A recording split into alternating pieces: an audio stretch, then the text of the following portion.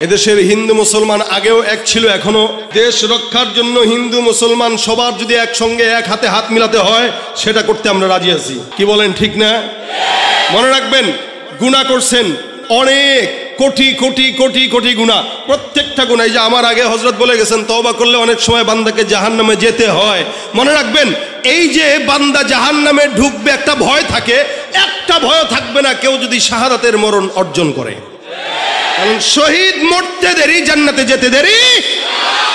এই জন্য আমরা আলহামদুলিল্লাহ, এরা যদি আমাদেরকে জানের ভয় দেখায়, আমরা বলবো ভাই তোরা আয়, আমাদেরকে শাহাদাতের রাস্তা একটু দেখায় দে। আমাদের ইমানের ধার কমে গেছে, তোমরা আসলে ইমানের ধারটা অন্তত বাড়বে। কি বলেন, ঠিক না? এই যে এখানে অনেক যুবকরা আছে, তাদের চুল ঠিক নাই, দাড়িও নাই, নামাজও পড়ে না, কিন্তু আপনি বলেন তো, আমার তো দিল বলে তার সামনে কেউ যদি আমার আল্লাহ, রসুল, ইসলামের বিরুদ্ধে এক বিন্দু কথা বলে, ওর জিহ্বা ভিতরে রাখতে দিবে না। কি বলেন? আমরা নামাজে দুর্বল হতে পারি, আমলে দুর্বল হতে পারি, ইবাদতে দুর্বল হতে পারি, কিন্তু ইসলাম নিয়ে কটূক্তি করবো আমার সামনে দুর্বল মনে করো না। প্রয়োজনে জান দিব 1 কোটি বার, ইসলাম নিয়ে কোনো তামাশা সহ্য করা হবে না।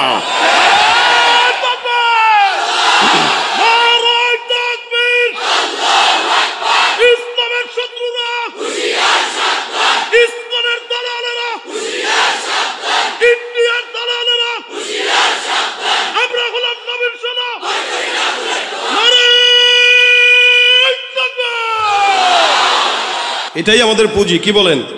অস্ত্রও নাই, ক্ষমতাও নাই, তবে পুঁজি আছে, সেটা ইমানের পুঁজি।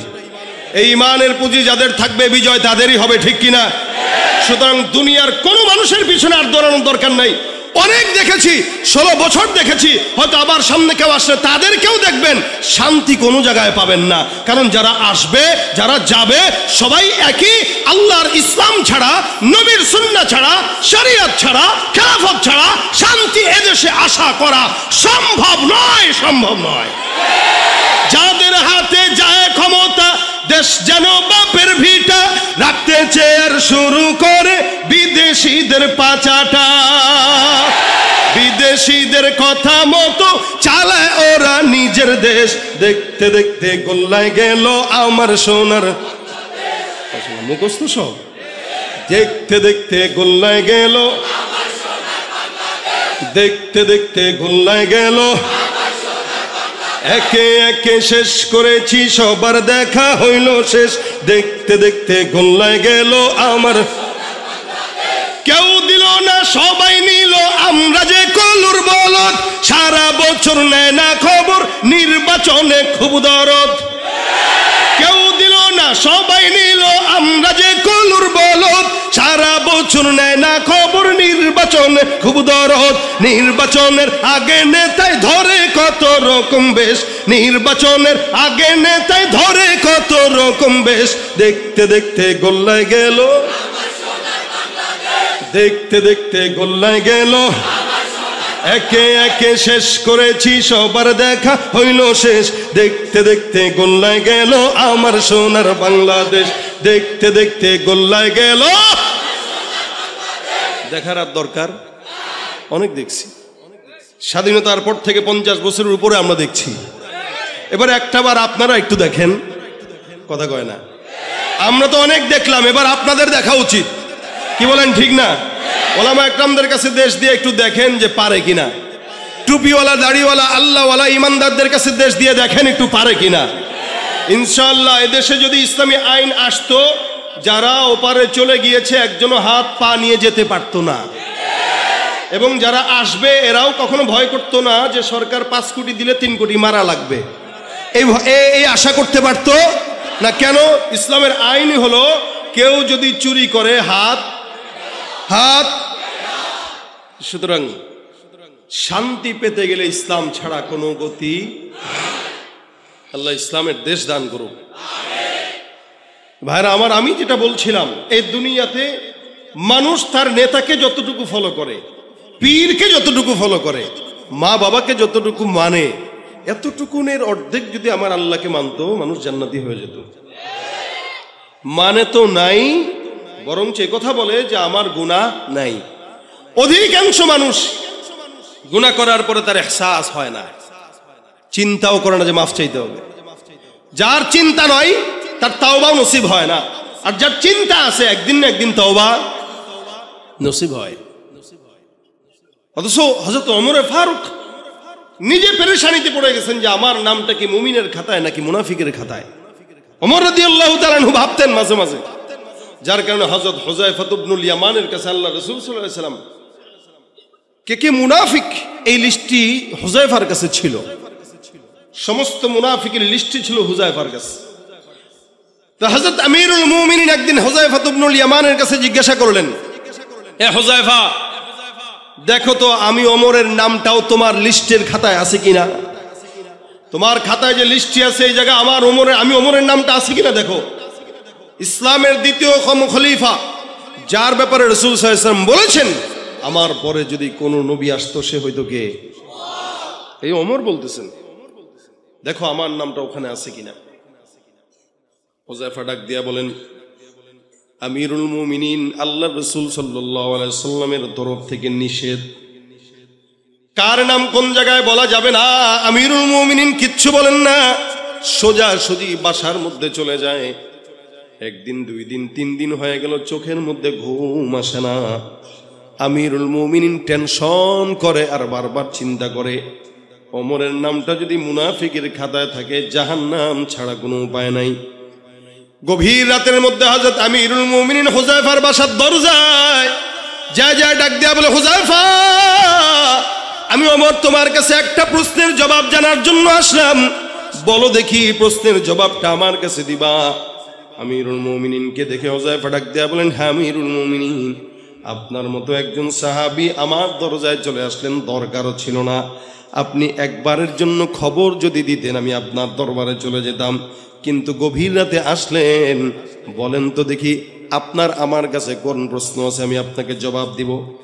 আমিরুল মুমিনিন ডাক দিয়া বলে, হুযায়ফা বলো, আমি ওমর যদি জমিন থেকে বিদায় হই তুমি আমার লাশের জানাজার নামাজটা পড়বা কিনা। আমিরুল মুমিনিনের মতো একজন এত শানওয়ালা সাহাবী বলতেছেন, হুযায়ফা আমার ইন্তেকালের পরে আমার লাশের জানাজার নামাজটা তুমি পড়বা কিনা, কথা দাও। হুযায়ফা ডাক দিয়া বলতেছেন, কি বলতেছেন আপনি, যার ব্যাপারে আমার পয়গম্বর এত ফজিলত বর্ণনা করলেন, আপনার মতো একজন সাহাবীর লাশের জানাজা আমি হুযায়ফা পড়ব না, এটা হতে পারে না। হে আমিরুল মুমিনিন, আপনি মনে রাখবেন আপনার লাশের জানাজা আল্লাহ পাক যদি আমাকে হায়াতের মধ্যে বাঁচান, আমি অবশ্যই অবশ্যই অবশ্যই আল্লাহর কসম আপনার লাশের জানাজা পড়ে সৌভাগ্যবান হব। আমিরুল মুমিনিন এবার আল্লাহর কাছে ডাক দেয়া বলে, আল্লাহ আলহামদুলিল্লাহ, আপনার জন্য শুকরিয়া, কৃতজ্ঞতা আপনার প্রতি রব, আমার প্রশ্নের জবাব হয়ে গেছে। হুযায়ফা ডাক দেয়া বলে, হুজুর বুঝলাম না, প্রশ্ন করার আগে আপনার হালত ছিল একরকম, এখন আরেক রকম, কি কারণে আপনি গভীর রাতে আমার কাছে প্রশ্ন করার জন্য আসলেন? ওমর ডাক দেয়া বলে, হে হুযায়ফা, আমি জানি পয়গম্বরের তোমার কাছে লিস্ট দিয়েছেন কে কে মুনাফিক, কে কে ইমানদার। তুমি সেদিন আমার কাছে আমার নামটা মুনাফিকের খাতায় আছে কিনা এটা বলো নাই, আজকে আমি তোমার কাছে জিজ্ঞাসা করতে আসলাম আমার নামটা কি মুমিনের খাতায় নাকি মুনাফিকের খাতায়। আমি জানি তুমি হুযায়ফা সব যেগুলো মুনাফিক আছে একটারও লাশের জানাজা তুমি আদায় করো না, আমি জানি তুমি মুনাফিকের নামাজ পড়ো না, জানাজার নামাজ আদায় করো না, আমি ওমরের লাশের জানাজার নামাজ যেহেতু তুমি পড়বা আমার কাছে স্পষ্ট হয়ে গেল, তার মানে আমি ওমরের নামটা মুনাফিকের খাতায় নাই, মুমিনের খাতায়। আমিরুল মুমিনিনের মতো লোক পেরেশানি করে আমি মুমিন নাকি মুনাফিক, টেনশন। এ ভাইরা, আর আমরা বলি আমাদের গুনাহ নাই, হয়তো আল্লাহ পাক রব্বুল আলামিন নবীদেরকে মাসুম বানাইলেন, নবীরা নিষ্পাপ, সাহাবীরা নিষ্পাপ, নবীদেরকে আল্লাহ পাক রব্বুল আলামিন মাসুম বানাই দেন। সাহাবা আজমাইনদের যদিও কিছু ভুল হয়ে গেছে আল্লাহ ওগুলো মাফ করে দিয়েছেন, যার কারণে আমার আল্লাহ বলেন রাদিয়াল্লাহু আনহুম ওয়া রাদু আন, তারাও খুশি আমরাও খুশি। তার মানে যাদেরকে আল্লাহ পাক রব্বুল আলামিন সন্তুষ্টির কথা বলে দিয়েছেন প্রত্যেকটা সাহাবীকে দুনিয়ার জমিনে থাকতেই জান্নাতের সনদ দিয়েছেন, সুবহানাল্লাহ। তার মানে নবীরা কি বলেন বলেন, সাহাবা একরাম কি, রাসূল সাল্লাল্লাহু আলাইহি ওয়াসাল্লাম বলেন যারা তাবেঈ আমার সাহাবীকে যারা দেখেছে আল্লাহ পাক রব্বুল আলামিন তাদেরকেও ক্ষমা করে দিবেন। এই 3 জামানার মানুষগুলো আল্লাহ পাক রব্বুল আলামিনের দয়া মাফ পেয়ে যাবেন। কিন্তু ওখান থেকে নিয়ে এখনো পর্যন্ত যত মানুষ জমিনে আসবে আর যাবে, ওই মানুষগুলাই আল্লাহর তত নিকটে যারা অতীতে গত হয়ে গেছে। এই কারণে আমার আল্লাহ পাক ডাক দেয়া বলেন, ওয়াস-সাবিকুন আস-সাবিকুন উলাইকাল মুকাররাবুন ফি জান্নাতিন নাঈম সুল্লাতুম মিনাল আউয়ালিন ওয়া কালিলুম মিনাল আখিরিন।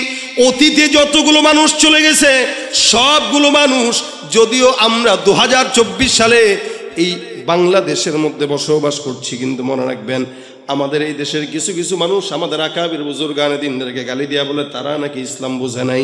মনে রাখবেন তার কথা অনুযায়ী আমাদের আকাবির বুজুর্গানে দিনরা যদি ইসলাম নাও বুঝে আপনার কথা মতো, তারা আল্লাহর জান্নাত বুঝে জান্নাতে চলে গেছে, আর আমরা বেশি বুঝার কারণে জাহান্নামী হয়ে তারপরে মারা যাই, ঠিক কিনা? এই জন্য আল্লাহ বলেন, যাতা জামানা যত পিছনে মানুষ তত আল্লাহর জান্নাতের নিকটে। জামানা যত পিছনে, আজকে থেকে 100 বছর আগে যেই বান্দাটা জন্মগ্রহণ করলো, ওই বান্দাটা আমার থেকে 100 বছরে হলো রসুলের নিকটে, তার মানে জান্নাতের নিকটে। যেই ব্যক্তিটা আজ থেকে 500 বছর আগে জমিনে আসছে, ওই বান্দাটা আমার পয়গম্বরের 500 বছরের নিকটে, আমার থেকে 500 বছর আগায়া। অর্থাৎ আজকের সন্তানটাও আগামীকালের সন্তান থেকে একদিন হলেও রসুলের নিকটে। আবার 10 বছর পরের সন্তানটা আজকের সন্তান থেকে, নবীর থেকে 10 বছর পিছায়া। এই কারণে জামানা যত পিছনে মানুষ তত জান্নাতের নিকটে, জামানা যত সামনে মানুষ তত জাহান্নামের নিকটে। চিন্তা করে দেখেন তো, আজ থেকে 30-40 বছর আগের, 50 বছর আগের কথা যদি বলি, আমাদের এলাকায় আমরা আমাদের মাদেরকে দেখতাম, খালাদেরকে দেখতাম, রাস্তাঘাটে গ্রামগঞ্জে দেখতাম, যখন নাকি কোনো মুরব্বী মহিলা রাস্তা দিয়ে হাঁটতো, পরপুরুষ দেখার সাথে সাথে ঘন্টাটা দিয়ে কোনো বিল্ডিং এর আড়ালে যায় লুকায় যাইতো। কি এখনো আছে এটা? একদম নাই বললেই চলে। 2-1টা দেখা যায়, যারা করে ওরাও দেখবেন বয়স তার 80 অথবা 70। এক সময় দেখতাম যখন নাকি মানুষ আসতো সামনে, আমাদের মা বোনেরা গাছের আড়ালে লুকাইতো, মসজিদে লুকাইতো, পুকুর পাড়ে লুকাইতো, কোনোভাবে যেন কোনো পরপুরুষ না দেখে। এমনকি নিজের জামা পর্যন্ত উঠানের মধ্যে নাড়তে দিত না, যাতে কোনো পরপুরুষ আমাদেরকে না দেখে। হে মুসলমান নবীর উম্মত, আজকেল থেকে 10 বছর, 20 বছর, 30 বছর আগে আমার দেশে এমন পর্দা ছিল, কিন্তু বর্তমান জামানায় নারীদেরকে আপনারা যদি দেখেন, রাস্তাঘাটে নারীরা হাঁটে, পরপুরুষ দেখলে ওড়না ঢালবে তো দূরের কথা, বুকে যেটা থাকে সেটাও একবার সরায়া দেখায়া দেয়। আর সব জায়গায় তো নারী আছেই, আলহামদুলিল্লাহ, মাশাআল্লাহ, ভালো নারী তো আছে, তাই না? ভালো আছে, তবে খারাপের সংখ্যাই বেশি। মার্কেটে যাবেন নারী, বাজারে যাবেন নারী, সংসদেও ছিল নারী, সংসারেও নারী, সব জায়গায় নারী। আমরা ঘর জামাই হয়ে বসে আছি শ্বশুর বাড়ি, কথা ঠিক কিনা জোরে কন? আর এই নারীদেরকে, অবলা জাতিদেরকে সমান অধিকারের নামে একদল রাস্তায় নামায় দিয়েছে। এখন নারীরা কয় আমরা নারী, আমরা সব পারি। প্লেনও চালায়, অটোও চালায়, হুন্ডাও চালায়। এক সময় দেখতাম পুরুষরা হুন্ডা চালাইতো, নারীরা পিছনে বসা থাকতো। এখন নারীরা চালায়, পিছনে পুরুষ বসা থাকে। কথা ঠিক কিনা? এখন আর পুরুষরা বিয়ে করে না, পুরুষরা বিয়ে বসে, নারীরা বিয়ে করে। কি ঠিক নেই? হুজুর আমি আমার জামাইরে তালাক দিছি, তালাক হয় নাই, বুঝছেন? আরে ভাই, আপনারা শুনছেন এই সমস্ত ফতোয়া ইফতা বিভাগগুলোতে আসে, নারী স্বামীরা তালাক দেয়, তার মানে নারী স্বামীরে বিয়ে করছে। যেই পুরুষে আগে বিয়ে করতো, এখন পুরুষ বিয়ে বসে, নারী বিয়ে। নারী স্বাধীনতার নামে এলো কলঙ্কের জোয়ার, নারী স্বাধীনতার নামে এলো কলঙ্কের জোয়ার, একি নারীর অধিকার কখন জানি শেষ হবে এই অশ্লীলতা। ওয়ার্ড কমিশনার থেকে ইউনিয়ন পরিষদে, ক্রমান্বয়ে দেখো রে ভাই একেবারে সংসদে, নারী থাকবে সুখের ঘরে, এত কষ্টের কি দরকার, একি নারীর অধিকার কখন জানি শেষ হবে এই অশ্লীলতার। ঠিক না? স্বাধীনতা আসলে ইসলাম নারীদেরকে সমান দিছে না বেশি দিছে? কি বলেন? বেশি দিছে না? এখন স্বাধীনতা চায় কারা, এটা বুঝতে হবে। শিয়াল দেখবেন একটু চায় মুরগি একটু স্বাধীনভাবে ঘুরুক, বুঝেন নাই না? কথা বুঝেন না আপনারা? শিয়াল কি চায়? মুরগি স্বাধীনভাবে করুক। বিড়াল চায় ইলিশ মাছটা খোলাই থাকুক, ফ্রিজে না ঢুকুক, কি ঠিক না? কারণ ফ্রিজে ঢুকলে খাইতে পারবে না। শিয়ালও বুঝে যে মুরগি ঘরে থাকলে আর খাওয়া যাবে। ঠিক আমার বাংলাদেশে লুচ্চা বদমাশগুলো চায় নারীরা স্বাধীন থাকুক, ঠিক কিনা জোরে কয়? কারণ নারী যত স্বাধীন এরা তত স্বাধীন, নারী যত স্বাধীন তারাও তত। আসলে ইসলাম নারীকে স্বাধীন সমান নয়, বেশি দিয়েছে। এটা না বুঝার কারণে আমাদের নারীরা বিপদে পড়তেছে। ভাইরা আমার খুব বুঝবেন, একসময় আমাদের নারীদেরকে দেখতাম এরকম, এখনকার হাল ভিন্ন।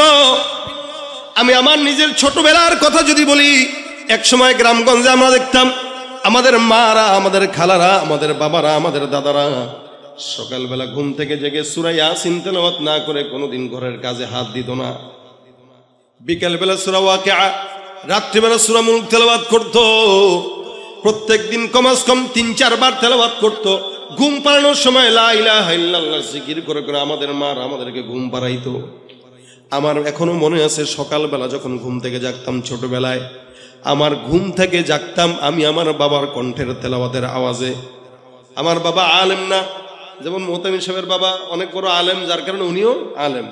আমার বাবা সাধারণ মানুষ, সারা জিন্দগি প্রায় 40 বছর সচিবালয়ে চাকরি করছেন।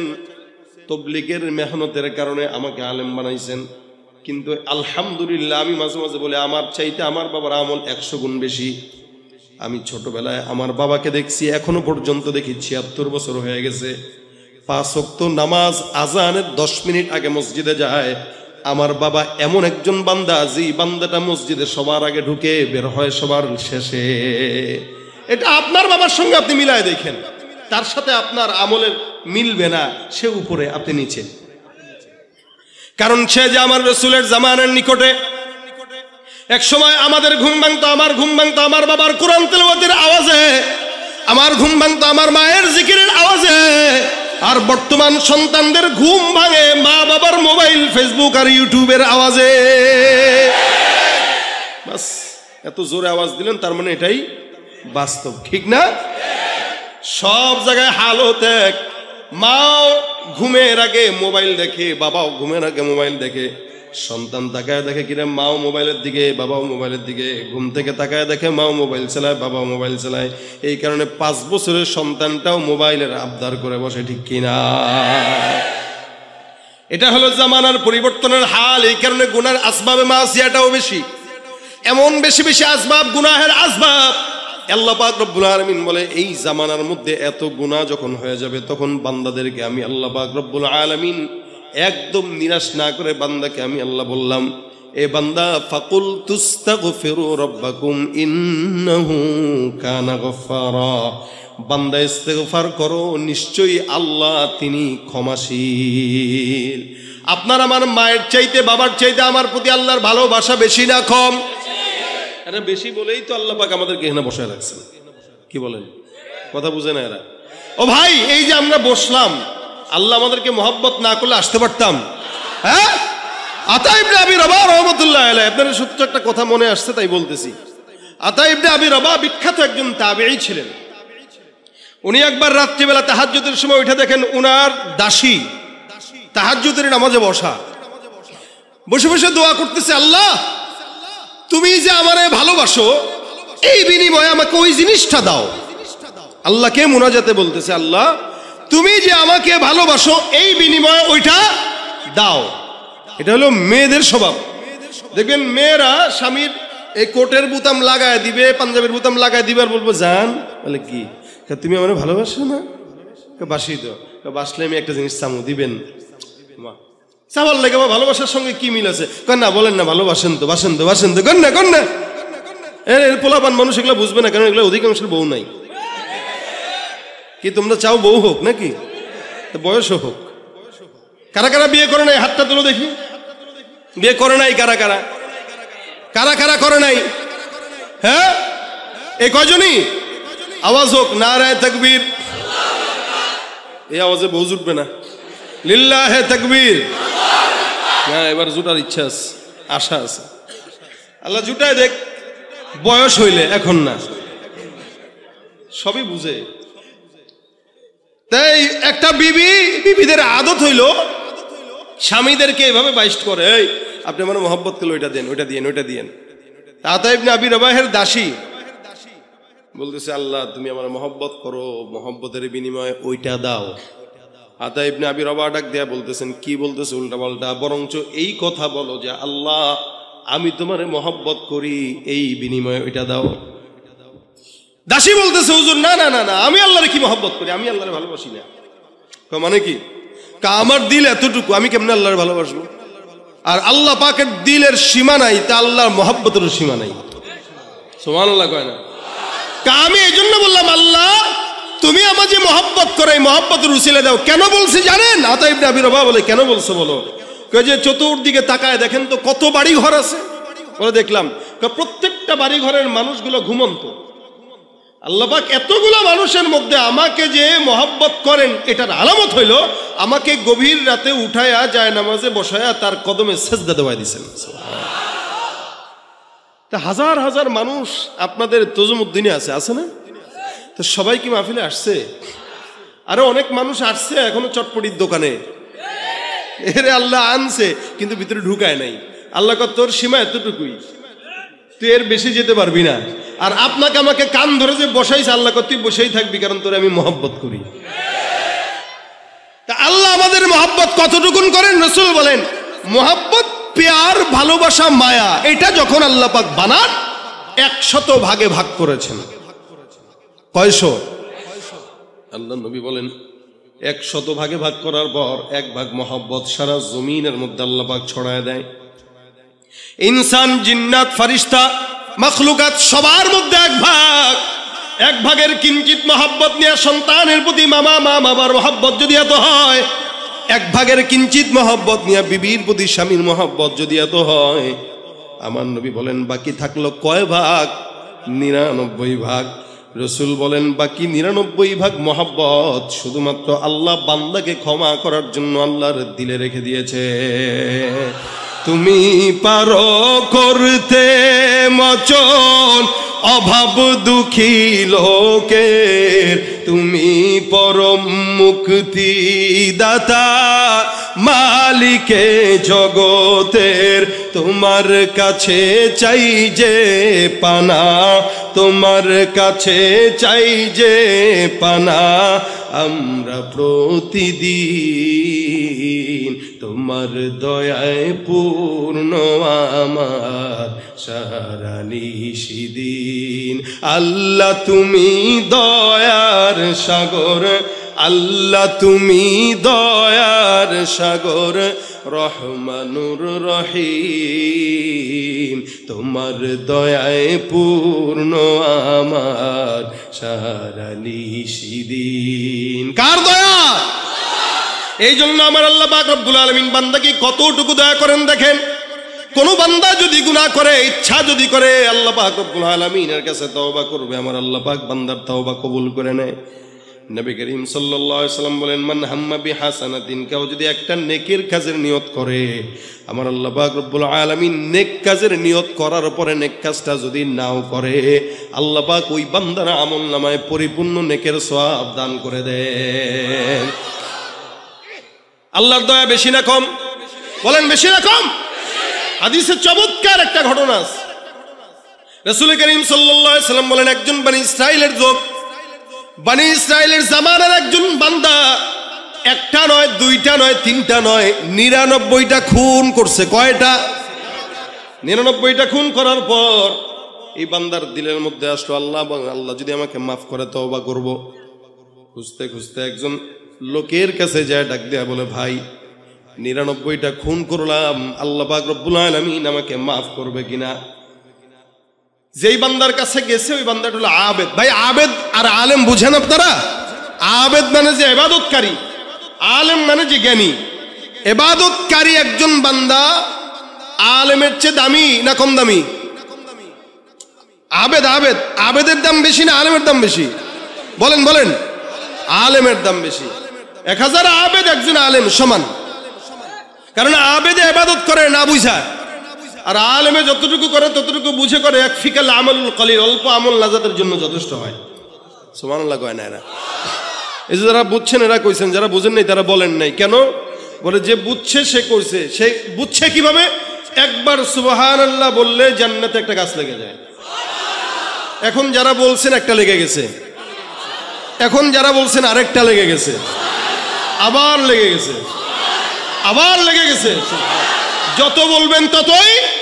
রাসূল বলেন কত বড় গাছ, একটা দ্রুতগামী ঘোড়া যদি 100 বছর দৌড়ায় এই গাছের গোড়াটাও শেষ করতে পারে না। বুঝলে ঠিকই গলা ছাড়েন, না বুঝলে ছাড়েন না, এলো বিষয়। এ আবেদের কাছে গেছে। আবেদ যে বুঝে ইবাদত করে না, না বুঝে কি করে? ইবাদত করে। আমি জুমার নামাজ পড়াইতেছি এক মসজিদে, তো বয়ান যখন করতেছি হুট করে একজন লোক ঢুকছে ভিতরে, মানে পিছন থেকে মানুষের গা টপকায় টপকায় সামনের কাতারে আসছে। বুঝেন কথা?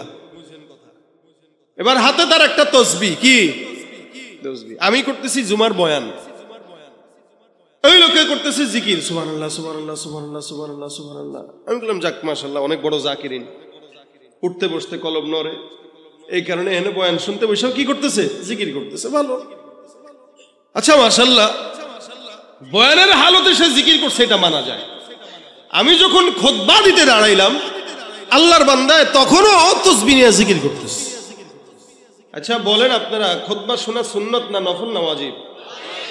জুমার খুতবা চলাকালীন সময় আল্লাহর ফেরেশতারাও আমলের খাতা বন্ধ করে খুতবা শুনতে বসে যায়, আর ওই বান্দা তখনও কি করে? জিকির করে। আমি চিন্তা করলাম কিরে, এ তো মুশকিল। আমি খুতবার মাঝখানে তার দিকে 2 বার তাকাইলাম, যে মনে করলাম সে হয়তো বুঝা তসবিটা রেখে দিবে। ওরে সুবহানাল্লাহ, আমি তাকাই তার তসবিহ পড়া আরো বাড়ে। ফাদলুল আলিমি আলাল আবিদি কাফাদলি আলা আদনাকুম। এটা হলো আবেদ। আবেদের কাছে গেছে, কয় হুজুর 99টা খুন করছি, আল্লাহ কি ক্ষমা করবে? কয়টা? 99টা। বাপরে বাপ, আপনার তো সাহস কম না। আপনি মনে করছেন আল্লাহ এত সস্তা? 99টা খুন করলেন, আল্লাহ আপনারা মাফ করবে? ভাগেন না এখান থেকে, যান। ধমক টমক দিয়ে পাঠাই দিতেছে। এবারে তো এমনি সন্ত্রাসী। কি বলেন? 99টা খুন যে করছে ছোট সন্ত্রাসী? হ্যাঁ, কত বড় সন্ত্রাসী। পকেটে ছুরি ছিল। এ কয় আরে মোল্লা, যদি খুনের ক্ষমা নাই পাই তা তোরে রাখবো কেন? তুইও মর। চাকু নিয়ে ঢিকায় দিছে বেটার পেটে। যা, সেঞ্চুরি ছিল, এখন সেঞ্চুরি হয়ে গেছে। এবার গেছে একজন আলেমের কাছে, যে ডাক দিয়া বলে হুজুর 99টা খুন করছিলাম, একজনের কাছে গেছিলাম, সে বলে আল্লাহ নাকি ক্ষমা করবে না। মেজাজ গরম হয়ে গেছে, ওইটারও সেরে দিচ্ছি, ওইটাও শেষ একদম 100টা পূর্ণ করে আপনার কাছে আসছি। এখন আপনি একটু বলেন আল্লাহ পাক রব্বুল আলামিন আমাকে ক্ষমা করবে কিনা? আলেম ডাক দিয়া বলে কয়টা করছেন? বলে 100টা। আলেম বলেন 100টা কেন, 1 কোটিটাও যদি করেন আপনার গুনাহ যেখানে শেষ আমার মাওলার দয়া সেখানে শুরু। যান অমুক এলাকায় একজন আলেম আছে, কয়েকটা আলেম আছে, ওই আলেমদের কাছে যান, ওদের দরবারে যায় তাদের সঙ্গে থাকেন, তাদের কাছে আমল আখলাক করেন, আল্লাহর কাছে তওবা করেন, ইনশাআল্লাহ আমার আল্লাহ পাক আপনাকে ক্ষমা করে দিবেন। সুবহানাল্লাহ। খুন কয়টা? আপনারা করছেন কয়টা? একটাও না। অনেকে আছে করছে, হয়তো একটারে করছে আর কি, রাজনৈতিক নেতার কথা শুনতে যায় দিছে আর কি। হুজুর এটা কইলেও কি করলেও কি বলা যায়? কি বলেন? অন্যায় করলে বলা যায়?